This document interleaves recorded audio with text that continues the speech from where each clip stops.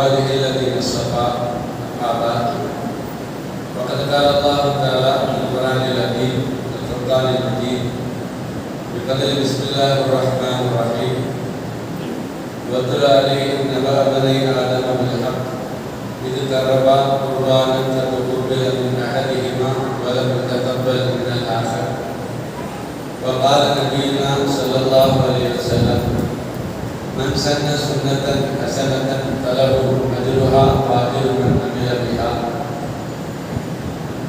آمنا بالله إلا புகழும் அல்லாஹ் ஜல்ல ஷானஹு தஆலா அவர்களுக்கே உரித்தாகுக. சங்கைக்குரிய பெரியவர்களே, குர்ஆனிலே அல்லாஹ் தஆலா வரலாறுகளை பற்றி பேசுகிறார். 25 நபிமார்களுடைய வாழ்க்கை சரிதைகளை பற்றி அல்லாஹ் குர்ஆனிலே பேசுகிறார்.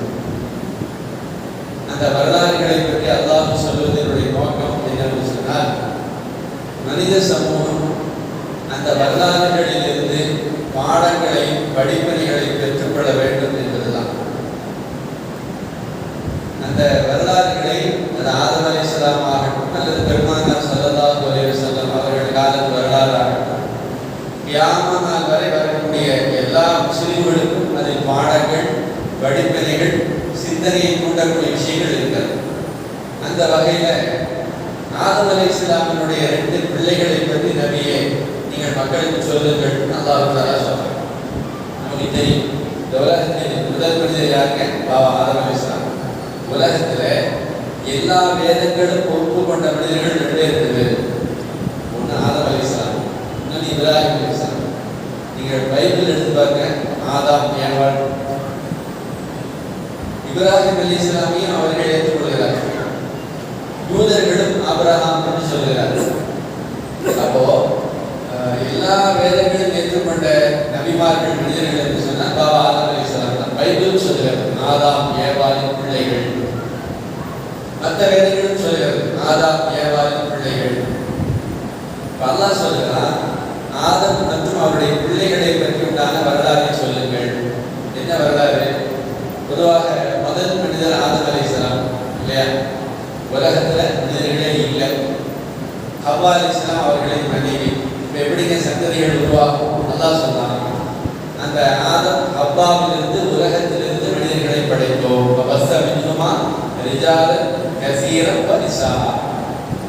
ஆதமிலிருந்து தான் எல்லா மனிதர்களும் பிறந்தார்கள். எப்படி? அன்றைக்கு ஒரு சட்டம் இருந்தது.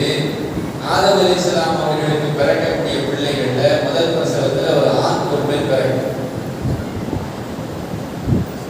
அடுத்த பிரசவத்தில் ஒரு ஆண் ஒரு பெண் பிறக்கும். அப்படி 40 பிரசவங்கள் நடந்ததாக வரலாற்று ஆசிரியர்கள் எழுதுகிறார்கள். முதல் பிரசவத்தில் பிறந்த ஆண் பிள்ளையும் அடுத்த பிரசவத்தில் பிறந்த பெண் பிள்ளையும் திருமணம் செய்து கொள்ளலாம். ஆனால் ஒரே பிரசவத்தில் பிறந்த ஒரு ஆண் ஒரு பெண் நிக்கா செய்யக்கூடாது. அன்றைக்கு அது ஹராம். நீங்க கேட்கலாம், அடுத்த பிரசவத்தில் பிறந்தாலும் அண்ணன் தங்கச்சிதான், அது எப்படி நிக்கா செய்யலாம்? இன்றைக்கு அது கூடாது. அன்றைக்கு சந்ததிகளை பெருக்க வேண்டும் என்பதால் அல்லாஹ் தஆலா அதை ஆகுமாக்கி இருந்தார். அப்படிதான் நம்ம புரிஞ்சுக்கணும். ஒரே பிரசவத்தில் பிறந்த ஆண் பெண் அவர்கள் திருமணம் செய்வது தடை. 2வது பிரசவத்தில் பிறந்த பெண்ணும் முதல் பிரசவத்தில் பிறந்த ஆண் திருமணம் செய்து கொள்ளலாம் என்பது விதி, அல்லாஹ்வுடைய ஏற்பாடு இல்லையா? இது அன்றைக்கு அப்படித்தான் சந்ததிகள் பெருகியது. இப்ப வரலாற்று ஆசிரியர்கள் குறிப்பிடுகிறார்கள், 20வது தலைமுறையில காபில் என்பவரும் ஒரு சகோதரி பிறக்கிறார்கள். சட்டம் என்னங்க? இவருக்கு பிறக்கிறாரு ஹாபில், இவருக்கு பிறகு பிறந்தவர் ஹாபில், அவரோட ஒரு சகோதரி பிறக்கிறார்கள். இப்போ காபிலுடன் பிறந்த பெண்ணை அவருக்கு பிறகு பிறந்த ஹாபில் நிக்காஹ் செய்ய வேண்டும். ஹாபிலுடன் பிறந்த இந்த பெண்ணை இதற்கு முன் பிறந்த ஆண் நிக்காஹ் செய்யறதுதான் சட்டம் இல்லையா? இதுவரைக்கும் சரியா வந்துகிட்டே இருந்துச்சு. இந்த காபில் இருக்கிறாரு, அவர் பார்க்கிறார், தன்னோடு பிறந்த அந்த பெண் மிக அழகாக இருக்கிறார். யாரோட? யாரை நான் நிக்கா செய்யணும்னு ஆதம் அலைஹிஸ்ஸலாம் சொல்லுகிறாரோ, அல்லாஹ் சொல்றாரோ, அந்த பெண்ணை விட என்னுடன் பிறந்த பெண் அழகாக இருக்கிறார். சொல்ல பிரச்சனை முதல் உருவாகுது. மனித சமூகத்தில் முதல் பிரச்சனை உருவாகக்கூடிய இடங்கள். அவர் சொல்ல, இந்த பிள்ளையே நான் நிக்கா செஞ்சுக்கிறேன். ஆதம் அலைஹிஸ்ஸலாம் சொன்னாங்க, எப்ப அது விதி கிடையாது, அது சட்டம் கிடையாது. அல்லாஹ் வந்தாலும் அதை ஆகமாக்க, நீ இந்த பெண்ணை தான் நீ காசு, உன்னோடு பிறந்தவள் சகோதரி. அவர் கேட்க மாட்டாங்க, இல்லை இல்லை எனக்கு இந்த பிள்ளை தான் வேணும், அழகா இருக்கு என்று அவர் சொல்லுகிறார். சரி, இப்போ விவாதத்துக்கு ஒரு முடிவு வேண்டுமா இல்லையா? ஆதம் அலைஹிஸ்ஸலாம் சொன்னாங்க, அப்படி என்றால் நீங்கள் அல்லாஹ்விடத்திலேயே என்ன செய்ய, அதற்கான முடிவை தேடுங்கள். இப்ப அந்த காலத்தில் என்ன முடிவு? 2 பேரும் காணிக்கை கொண்டாந்து வைக்கணும். யாருடைய காணிக்கை ஏற்றுக்கொள்ளப்பட்டதோ அவர்களுக்கு அந்த பெண், யாருடைய காணிக்கை ஏற்றுக்கொள்ளப்படலையோ அவர்களுக்கு அந்த பெண் கிடையாது. இதெல்லாம் குரான்ல வர நிகழ்வு. அப்ப இது கர்ரபா குர்பான குரானில் அல்லாஹ் சொல்லுதான், 2 பேருமே குர்பான் என்று சொல்லக்கூடிய காணிக்கையை கொண்டு வைக்கிறாங்க. இப்ப காணிக்கைன்னா நமக்கு புரியுற மாதிரி சொல்லணும்னா, இன்னைக்கு நம்ம குர்பானி கொடுக்குறோமா இல்லையா? நம்ம ஆடு அறுத்து அல்லாஹ்வுக்காக குர்பானி கொடுக்குறோம் இல்லையா? அந்த மாதிரி அன்றைக்கு அவர்கள் அல்லாஹ்வுக்கு காணிக்கை தந்தார்கள். அது என்ன? காபில், நல்லா புரிஞ்சுக்கணும். காபில் அவர் தான் வப்பு வளர்க்கிறவர், அவர் விவசாயி. ஹாபில் அவர் தம்பி தான், நல்ல மனிதர், எதுவாக இருந்தாலும் பிரச்சனை இல்லை, அவர் ஆரோக்கியமாக இருக்கிறார், அவர் ஆடு மேய்ப்பவர். 2 பேரும் காணிக்கை வைக்கிறது இல்லையா? காபில் விவசாயி, வப்ப வளர்த்தாரு, அவர் இருக்கிறதுலே ரொம்ப மட்டமான பொருளை கொண்டு வைக்கிறார். இருக்கிறது இந்த உமின்னு சொல்லுவாங்க, நெல்லில் வீணா போனது அதெல்லாம் கொண்டாந்து வைக்கிறார். இந்த ஹாபில் தம்பி இருக்கிறாரு, தன்னிடத்தில் இருக்கக்கூடிய விலை உயர்ந்த ஆடு, கொடுத்த ஆடு, அதை கொண்டாந்து அல்லாஹ்வுக்காக வேண்டி அவர் காணிக்கையாக வைக்கிறார். ஒன்று, வரலாற்று ஆசிரியர்கள் குறிப்பிடுகிறார்கள், 2 பேருடைய மனதிலும் வேறு என்ன இருந்துச்சான்?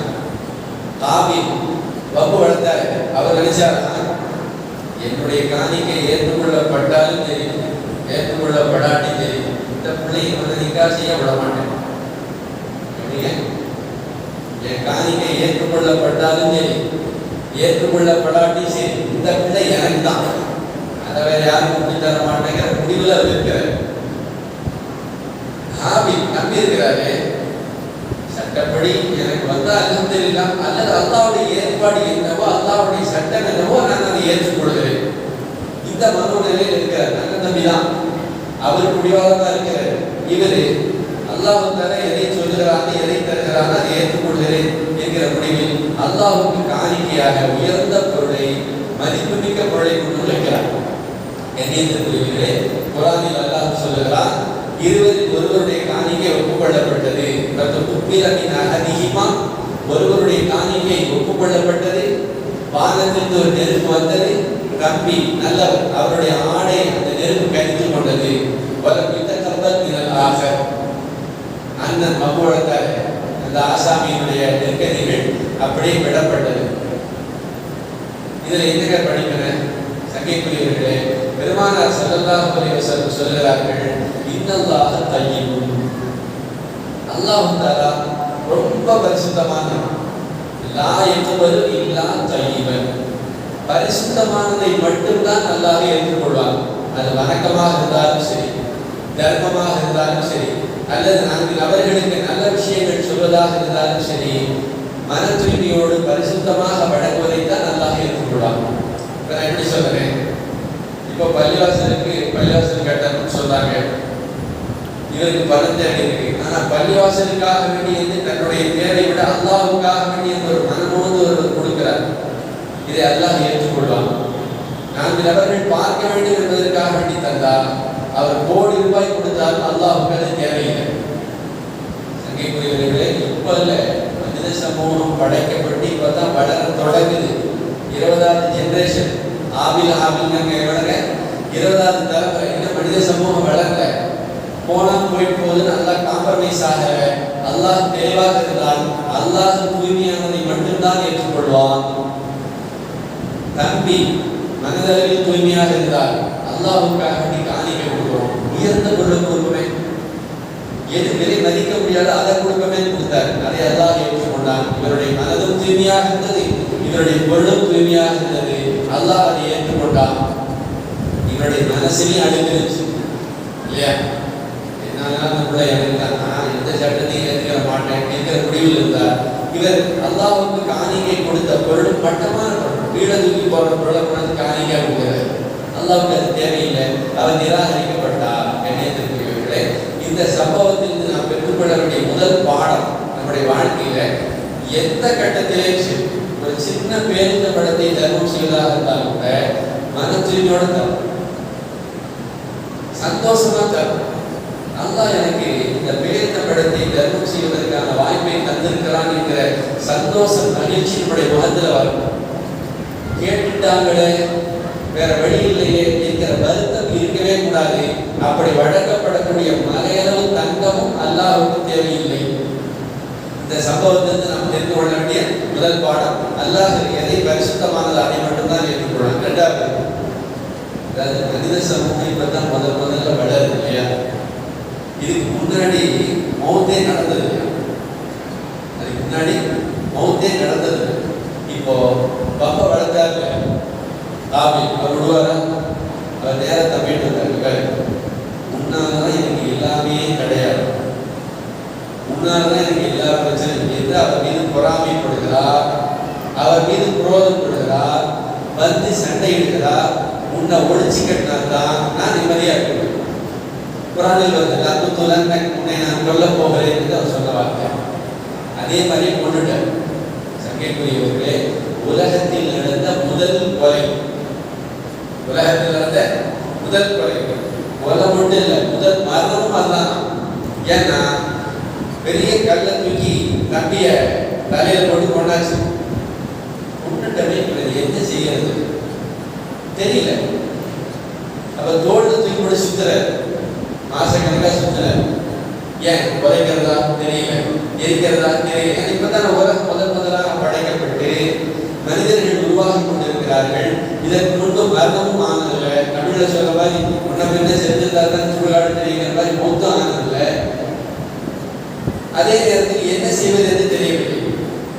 இப்ப அல்லாஹ் சொன்னான், ஃபபாஸல்லாஹு குராபை யபஹஸு ஃபில் அர்த் யுரியஹு கைஃப யுவாரி சவஅதாஹி. ரெண்டு காகங்கள் வருகிறது. இவர் தம்பி சடலத்தை தூக்கி தோல்ல போட்டு சுத்துறாரு. இதுக்கு இடையில ஆதம் அலைஹிஸ்ஸலாம் ஹஜ்ஜுக்கு போயிருக்காங்க. அந்த நேரத்துல தான் இந்த சம்பவம்லாம் நடக்குது. எல்லாம் விவரத்தையும் பதிவு செய்கிறார். ரெண்டு காகம் வருகிறது, சண்டை போடுகிறது. ஒரு காகம் இன்னொரு காகத்தை கொண்டு விடுகிறது. பார்த்துட்டே இருக்கிறார். அந்த காகம் அப்படி தன்னுடைய காலால குழி பறிக்குது. பறிச்சு இந்த காகத்தை அந்த குழிக்குள்ள போட்டு மூடுது. இவர் அதை பார்த்துட்டு தன்னுடைய சகோதரனை அதே போன்று ஒரு குழி தோண்டி புதைத்தார். அல்லாஹ் சொல்லுகிறார், இறந்து போன சடலத்தை எப்படி புதைப்பது என்று காட்டுவதற்கு யுரியஹு கைஃப யுவாரி சவஅதாஹி. தன் சகோதரனின் சடலத்தை எப்படி தபன் செய்ய வேண்டும் என்று காட்டுவதற்கு அல்லாஹ் இந்த காகத்தை அனுப்பி வைத்தான். மனிதர்கள் எவ்வளவோ விஞ்ஞானத்தை தொற்றுக்கலாம். ஆனா நமக்கு முதல்ல தபன் செய்யறதுக்கு உஸ்தாத் யார் தெரியுமா? வாத்தியார், காக்கா தான். அப்படிங்க ஒரு ஜனாசாவை எப்படிங்க தபன் பண்றது நமக்கு கற்றுக் கொடுத்தது எது? ஒரு காக்கா. அப்படின்னா மனிதர்கள் எந்த அளவுக்கு பலகீனமானவர்கள் புரிஞ்சுக்கலாம். இதுல மிக முக்கியமான விஷயம் பெருமானார் ஸல்லல்லாஹு அலைஹி வஸல்லம் சொன்னார்கள், காபில் பம்பை வளர்த்தார், அநீதமாக தன்னுடைய சகோதரனை கொண்டு விட்டார். உலகத்தில் நடந்த முதல் கொலை, உலகத்தில் நடந்த முதல் மரணம். சொன்னாங்க, கியாமத்து நாள் வரை யாரெல்லாம் அநீதமாக கொல்லப்படுகிறார்களோ அதனுடைய பாவத்தின் ஒரு பங்கு இவருக்கு வரும். யாருங்க? காபில். அப்ப வளர்ந்தாரு, அவருக்கு வரும். ஏன்? நபியர்கள் சொன்னார்கள், யன்னஹு கான அவ்வல மன் சன்னல் கத்ல. இவர்தான் உலகத்தில் கொலையை முதலாக உருவாக்கி கொடுத்தவர். கண்ணியத்திற்குரியவர்களே, ரொம்ப முக்கியமான விஷயம். அதாவது ஒரு விஷயத்தை யாரும் தெரியாம இருக்கிற வரைக்கும் பிரச்சனை இல்லை. நாம செஞ்சு காட்டிட்டேன்னு அதை அப்படியே தொடர்ந்து செய்வாங்க. அப்படிலாம் ஒரு தவறோ நன்மையோ செய்யாம இருக்கிற வரைக்கும் யாருக்குமே தெரியாது. செஞ்சு காட்டிட்டு அதை அப்படியே வரவங்க தொடர்ந்து செஞ்சுக்கிட்டே இருப்பாங்க. இப்போ காபில் என்பவன் முதலாக இந்த உலகத்தில் ஒரு பாவத்தை செய்தார், கொலையை செய்தார். கியாம நாள் வரை அதீதமாக யாரெல்லாம் கொலை செய்கிறார்களோ அதனுடைய ஒரு பங்கு காபிலுக்கு போகுண்டாங்க. அப்படின்னா நமக்கு என்ன பாடங்க? நம்முடைய வாழ்க்கையில நாம் எந்த ஒரு நல்ல காரியத்துக்கு முன்மாதிரியா இருக்கலாம். நல்லா தௌஃபீக் செய்வாங்க. எந்த பாவத்துக்கும் நம்ம முன்மாதிரியா இருந்தவே கூடாது. எப்படிங்க? எந்த பாவத்துக்கும் முன்மாதிரியா இருந்தவே கூடாது. அநேகமாக நான் நினைக்கிறேன், சர்தார் வல்லபாய் பட்டேல் என்று நினைக்கிறேன், என்னுடைய ஞாபகம் சரியாக இருந்தார். சுதந்திர போராட்டத்தில் முதல்ல முஸ்லீம்களும் இந்துக்களும் சேர்ந்து போராடி கொண்டிருந்தாங்க இல்லையா? அப்போ முஸ்லீம்களின் மீது அவதூறு கற்பிக்க வேண்டும் என்பதற்கு அவர் என்ன செய்யறாரு, ஒரு கேஸ் ஒன்று உருவாக்குறாரு. முஸ்லீம்கள் ஆயுதங்கள் வச்சிருந்தாங்க. போய் பார்த்தா என்ன ஆயுதம்? சமையல் பண்ற கத்தி, காய்கறி வச்ச அல்வாவுங்க, இதெல்லாம் அதிபயங்கர ஆயுதங்களோடு முஸ்லீம்கள் தீவிரவாதம் செய்தார்கள். அன்றைக்கு முதல்ல உருவாக்கிய யார் தான்? அவர் தான். இன்றைக்கு அதே போன்ற கற்களை அது இட்டி கட்டப்பட்டது. ஒரு கற்பனையான ஒரு வழக்கு முஸ்லீம்கள் மீது கொடுக்கப்படுகிறது. இன்னைக்கு பாருங்க, எங்க என்ன பிரச்சனை நடந்தாலும் முஸ்லீம்கள் ஆயுதம் கொண்டு பிடிபட்டார்கள், வருதா இல்லையா? அப்போ ஒரு தீமையை யார் இந்த உலகத்தில் தொடங்கி வைக்கிறார்களோ அதற்கு பிறகு வரக்கூடியவர்கள் அதை தொடர்ந்து செய்து கொண்டே இருப்பார்கள். அப்ப பெருமானார் ஸல்லல்லாஹு அலைஹி வஸல்லம் சொன்னாங்க, மூமின்களே, நீங்கள் நல்ல விஷயத்தில் முன்மாதிரியா இருங்க, நல்ல காரியங்களில் முன்மாதிரியாக இருங்க, முதல் நபராக இருங்க. எக்காரணத்தை கொண்டு பாவமான விஷயங்களில் நீங்கள் முதல் நபராக இருக்கக்கூடாது. உமர் ரலியல்லாஹு தஆலா அவர்களுக்கு ஹைபர் போர்ல ஒரு இடம் கிடைச்சது. எல்லாருக்கும் கிடைச்ச மாதிரி அவர்களுக்கு ஒரு இடம் கிடைத்தது. பெருமானார் ஸல்லல்லாஹு அலைஹி வஸல்லம் இடத்தில் அவர்கள் சொன்னார்கள், யா ரசூலல்லாஹ், இந்த பொருளை, இந்த இடத்தை நான் அப்படியே வக்ஃப் செய்கிறேன். இதிலிருந்து பலாபலங்கள் முஸ்லீம்கள், ஏழை முஸ்லீம்களுக்கு போகணும்ட்டாங்க. அப்ப அவ்வளவு பக்கத்தில் இஸ்லாம் உமர் இப்னுல் கத்தாப் முதலாக இஸ்லாமிய மார்க்கத்தில் வக்ஃப் செய்தது யாருங்க? உமர் ரலியல்லாஹு தஆலா. அப்ப நாம நம்முடைய வாழ்க்கையில ஒரு விஷயத்தில் எப்படி எடுக்கணும்? நல்ல விஷயங்களில் முன்மாதிரியாக இருக்க வேண்டும். எக்காரணத்தை கொண்டு பாவங்களில், தவறுகளில் நாம் முதல் நபராக இருக்கக்கூடாது. அல்லாஹ் என்ன சொல்றான்?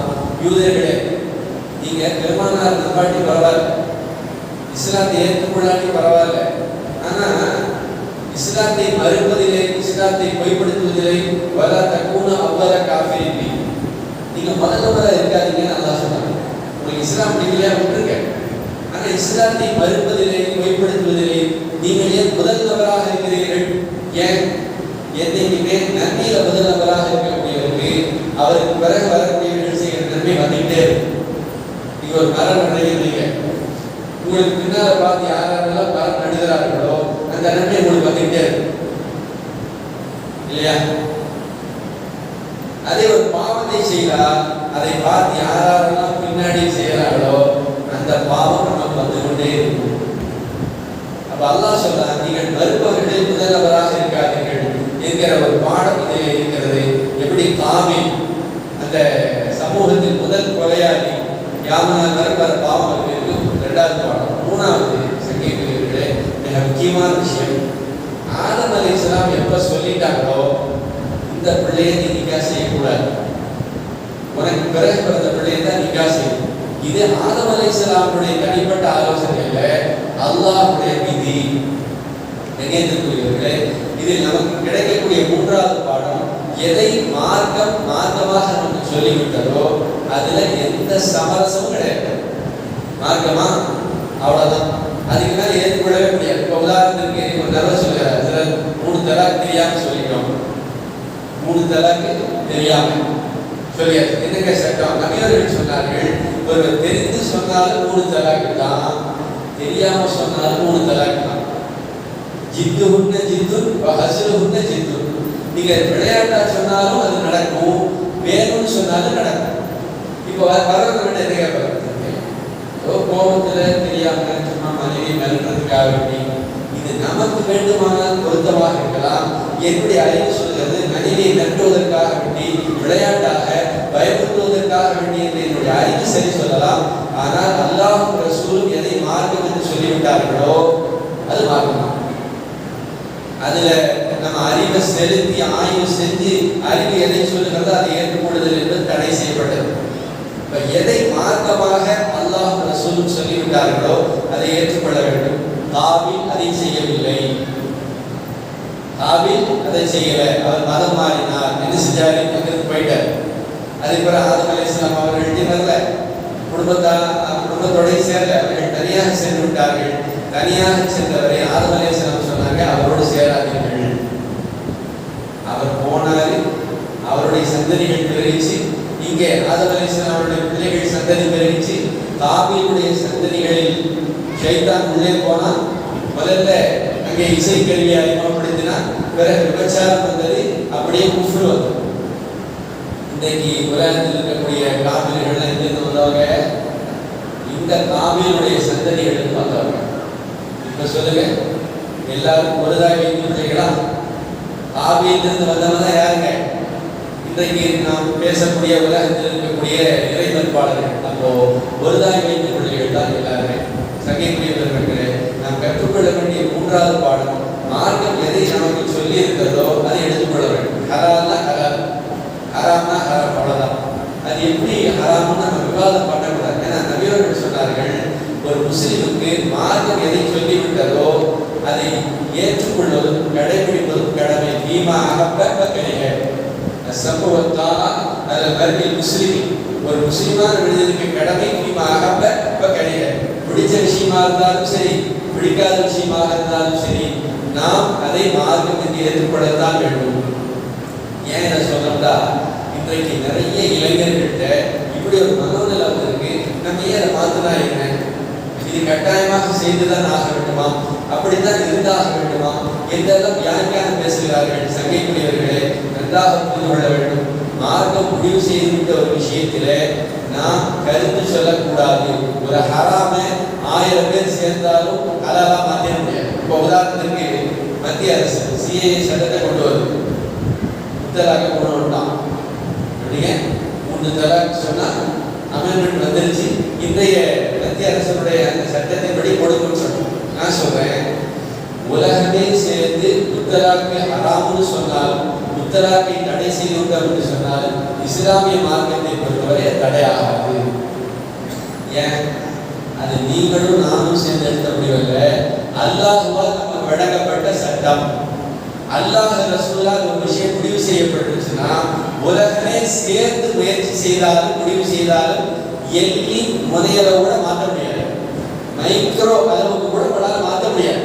வேணா என்ன பண்ணலாம், தலாக்கு சட்டத்தை யாரும் பயன்படுத்தாதீங்கன்னு சொல்லலாமே தவிர, அடக்கலாமே தவிர, பயன்படுத்தலாமே தவிர, தலாக் என்பது முஸ்லிம் சமூகத்தில் இருக்கும். ஒரு முஸ்லிம் 3 தலாக்கு சொன்னா 3 தலாக்கு தான். இதையே சொல்ல தெரியுமா, இன்றைக்கு நிறைய முஸ்லிம் வீடுகளில் தெரியாம தலாக் சொல்லிட்டு எங்க போயிடுறாங்க, சுப்ரீம் கோர்ட்ல தீர்ப்பு வந்துருச்சு, தலாக்கெல்லாம் கிடையாதான். என்ன நடக்கும்? இவர் கணவன் மனைவியாக வாழ மாட்டார்கள், இவர் அந்நிய பெண், இவர் அந்நியமான ஹராமான வாழ்க்கை வாழ்கிறார்கள். எவ்வளவு விபரீதம் பாருங்க. இப்ப அல்லாஹ் ரசூல் ஒரு விஷயத்தை முடிவெடுத்துட்டா, இந்த உலகத்தில் யாராலும் அதை மாற்றவே முடியாது. நமக்கு ஒரே வழிதான் இருக்கு, மார்க்கம் எதை சொன்னதோ அதை மார்க்கமாக ஏற்றுக்கொண்டு அப்படியே கடைபிடிப்பது. சங்கைக்குரியவர்களே, இப்ராஹிம் அலைஹிஸ்ஸலாம் அவர்கள் சிறப்புக்குரியவர்களாக மாறியதற்கான காரணம் என்ன? அல்லாஹ் எதை சொன்னாலும் அப்படியே ஏற்றுப்பான். எதுக்காக ரப்புவாசி அடிபதிகள் அடிபடிது. இதுதான் நம்ம கடை. ஒரு மூமினுக்கு என்னங்க அழகு? எத்தனை மணிக்கு நோம்பு திறக்கணும்? 6:28.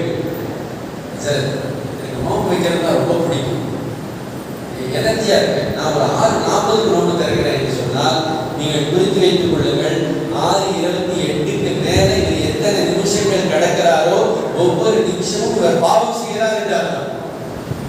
ஏன் 6:28க்கு நோம்பு திறக்கணும்னா அந்த நேரத்தில் நோம்பு திறந்தாதான் அது இபாதத், வணக்கம், அல்லாஹ்வுக்கு கட்டுப்படுவதாக பொருள். சங்கைக்குரியவர்களே, அது மேற்கொண்டு போகக்கூடிய சந்தர்ப்பங்கள்ல அல்லாஹ்வுக்கு மாறு செய்கிறார்.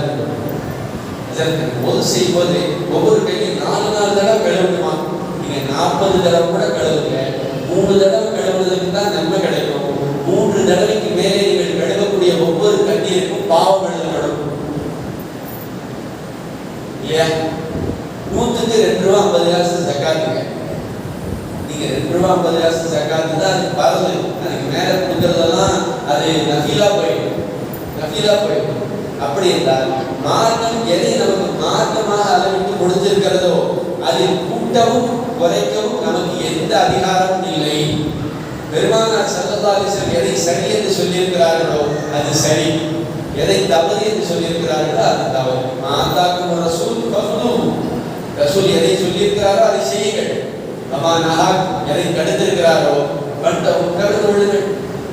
சங்கீதர்களே, அப்படின்னா என்னுடைய சுய அறிவை பயன்படுத்தி நான் ஆய்வு செய்கிறேன் என்றோ அல்லது என்னுடைய அறிவுக்கு பட்டது என்று உள்ளே போகிற போது நாம் யாரோடு இருக்கிறோம்? சைத்தானோடு இருக்கிறோம். எப்படி? காவி யாரோட இருக்கலாம்? சைத்தானோட இருக்கலாம். பாப்பா சொன்னதையும் கேட்கல, அல்லாஹ்வுடைய உத்தரவுகளை மதிக்கல, காவில் சைத்தானோடு சேர்ந்தால் அவன் காஃபிராக போனான். கியாமத் நாள் வரை அபராத உதாரணமாக போய்விட்டான். சங்கீதர்களே, இஸ்லாமிய மார்க்கம் தெளிவானது. நபி அவர்கள் சொன்னார்கள், மன் சன்ன சுன்னத்தன் ஹஸனத்தன், யார் ஒரு நல்ல நடைமுறையை துவங்கி வைப்பார்களோ பலவு அஜ்ருஹா வ அஜ்ரு மன் அமில பிஹா, அவருக்கு நன்மை இருக்கிறது. அதை பார்த்து யாரெல்லாம் செய்கிறார்களோ அவர்களுக்கும் அந்த நன்மை வரும் என்று சொன்னார்கள். எனவே குர்ஆனில் சொல்லப்படக்கூடிய வரலாறுகளிலிருந்து நாம் கேள்விப்படக்கூடிய இந்த பாடங்களை பின்பற்றி வாழக்கூடிய நசீபுகளை நாயகம் வழங்குவாராக. அல்லாஹ் ரசூல் எதை நமக்கு மார்க்கமாக தந்திருக்கிறார்களோ அதை மார்க்கமாக புரிந்து நம்பி அதை பின்பற்றி வாழக்கூடிய நசீபை நமக்கு நம்முடைய சந்ததிகளுக்கு உள்ள நாயகம் வழங்குவாராக. ஆமீன். வாசுதேவன் அல்ஹம்துலில்லாஹி ரப்பில் ஆலமீன். அஸ்ஸலாமு அலைக்கும் வரஹ்மத்துல்லாஹி வபரகாத்துஹு.